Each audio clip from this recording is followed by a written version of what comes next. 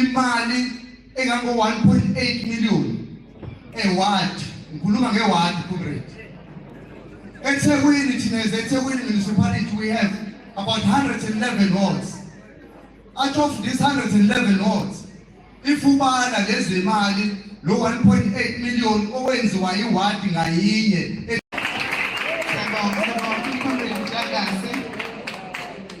sibingelela upresident ne-leadership yonke igama ngusiswa kaZungu eThekwini region eward 20. Comrades, mhlambe umuntu igama elithi Africa mayibuye ngi-aligna lento ethi izobuyisa isithunzi somuntu omnyama. So if izobuyisa isithunzi somuntu omnyama, to me ngitshela ukuthi because ngama 80s sasithi Africa mayibuye sikhuluma sisho njalo kuma leaders. Sanikeza iprogram yokuthi akukhishwa abasemajele akubuya abasekudingisweni njalo njalo. Only to find ukuthi sakwenza yonke lezo zinto with a hope yokuthi after 1994 sekuvotiwe bayokwenza sure ukuthi isithunzi somuntu omnyama sibuye. Ukupresenta just a small thing ezoba mhlawumbe 2 minutes. Singene la uma calculator ifavor ukuthi ne ukhona abanayo khona into engifisa ukuthi nginivezele yona ukuthi abantu abamnyama bacindezeleke kangakanani. Ngeke sivule nje ama calculator fast. You see, comrade. Comrade, comrade. Ngicela univezela something eyenza ukuthi nibuye ukuthi sibuya engendezelene ngakanani uhulumeni wabantu abamnyama suppose ukuthi ngabe kade wasikhulula. Isinkwa current su 18 rand. If ubuka isinkwa kusibala 18 rand. Iwadi inabantu about 17,000 between 14,000 and 17,000 abantu abakhiwadi. Okuchaza ukuthi emzini edizinkwa mhlambe u10 kulo wadi noma u20 engasidli isinkwa. The rest abantu balapho badisinkwa. Then ifubuka isinkwa so 18 rand sizothengwa abantu just about 3,500 out of 17,000 a day. It gives you 63,000 a day. So if you want 63,000 a day or zinkwa 3,500, what's the times are times 30 days? It gives you imali engango 1.8 million a ward. Ngikhuluma ngeward comrade. eThekwini thina eThekwini municipality we have about 111 wards. Out of these 111 wards, if ubala lezi imali lo 1.8 million owenziwa iward ngayinye ethathwa uSASCO, uBB, uBlue Ribbons, ohamba nale mali engabe le mali around within the ward. Sikwazi ukuthi sizakhela izinkwa uqasha abantu la ewadini bakwazi ukuthi le mali generate ngaphakathi. So comrade, my exercise engenzile comrade ethi each and every ward ingakwazi uqasha abantu not less than 50 permanent jobs abangakwazi ukuthi baphile impilo engcono labo bantu. If mayibuye ingakwazi ukuthi kanye nathi siphume siyoncenga abantu ukuthi abavotele mayibuye. Sikwazi ukuthi masivotele mayibuye sifaka amakhansela azofika kwi-first sitting ye-budget ba-approve imali ezokwazi leyo mali izizokwenza le infrastructure each and every ward. You can even count comrade. Even kuthiwa iward yakho yenza izinkwa as less than 3,500. Even kuthiwa yenza 500 kwezinkwa a day. Buka imali engayenza within iward comrade.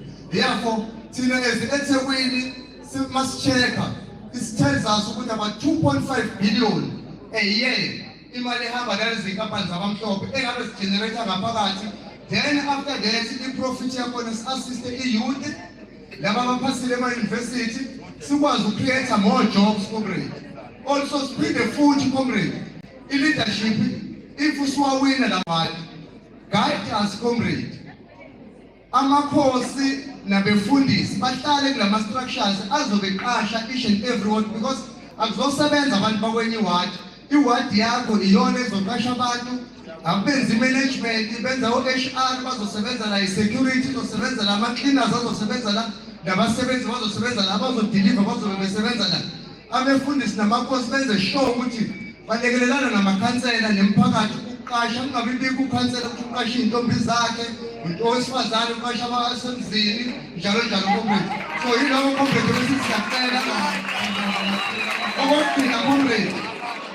okugcina comrade we are requesting leadership if isivumele comrade I would like ukuthi 40% of yalo msebenzi sinikeze iyouth under 35 years and labo abakhalayo abangaphezu kwa 35 years 60% sinikeze bona comrade ngiyabonga I like to present okunye nokunye ngeke ngisakusho comrade kula ezinye zezinto esingakwazi ukcreate izinto within each and every ward as a creating service.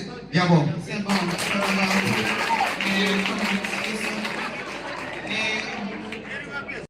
The issue of NSFAS to be fixed, singama students abantu abamnyama marginalized anezikweletu engesikwazi ukuyikhokha mawukuthi zonke izinto zingahambanga kahle. So ukubona konke siyacela ukuthi ukuqhutsheke Mr. Masiki please.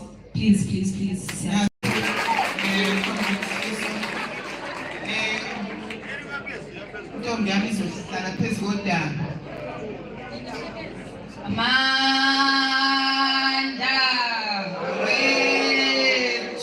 Awethu Amanda qina mfundo zabalazayo sizonqoba qina mfundo zabalazayo sizonqoba qina. Thank you very much. Lo khulumayo phambi kwenu uNosihle wakhwela owakamakhutha wa93 but njengamanje ngikhuluma South Beach residents. I'm a student of University of Technology. I'm sure abanye bemazi ukuthi why ethi qina mfundo zabalazayo boss bona bafunde thini. I'm here to speak in behalf of our students that are facing financial exclusion.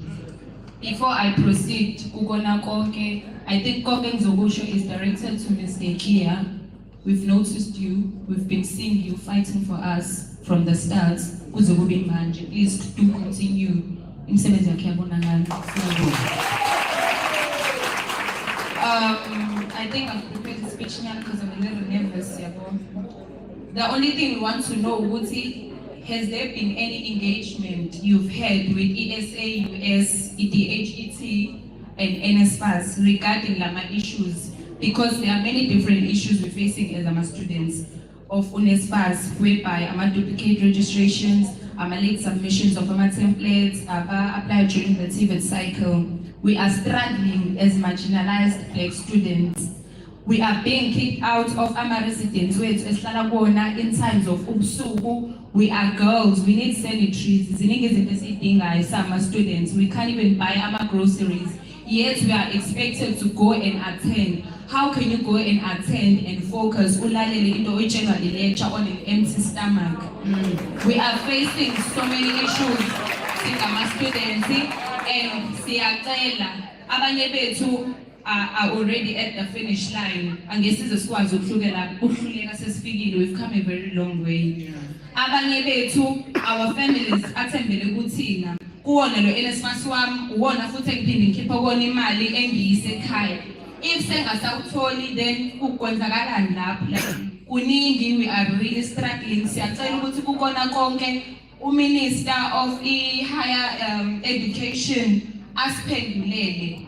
Sicela futhi nalokuthi ama-office NSFAS abe decentralized. We can't be having one office eCape Town nation engaka ukuze i-communication izoba lula lapha. Because at this point ube sinawo amandla ngabe siyela thina ka-NSFAS and they were going to respond uma ngabe sesiyifikele thina lapha ukuthi ngoba sinawo amandla ukuthi sikhona ukuya khona. Siyacela kubona konke Mr. Masike, continue whatever you're doing. Siyacela, we need updates konke kubona konke.